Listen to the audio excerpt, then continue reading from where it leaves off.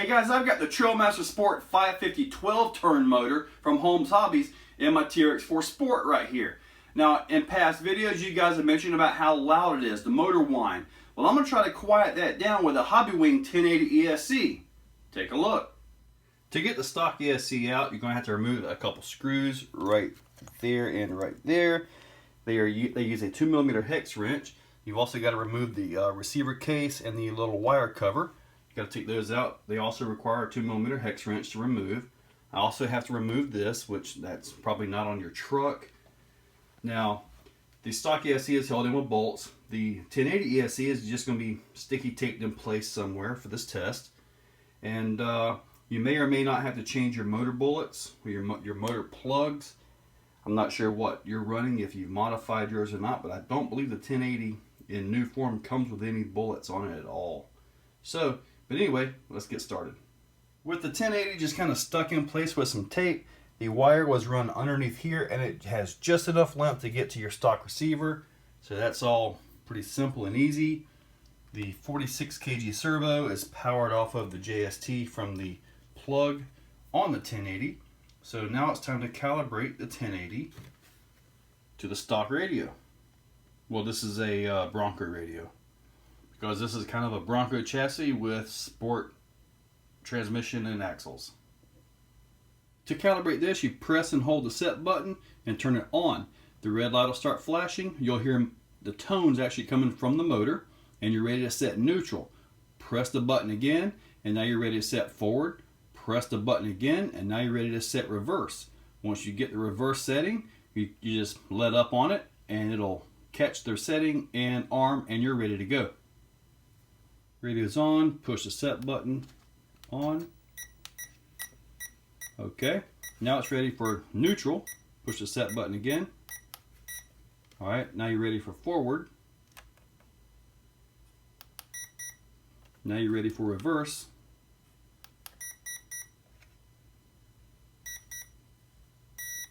And that's it. It is ready to drive. This is the program card that comes with it, and I'm going to show you guys really quickly how to use it. You know, you select the item you want, then you click the value, press OK, and there you go. We're going to go back to 3, which is crawler mode. Now we're going to quickly go through everything else here. Run battery type, 1 for LiPo.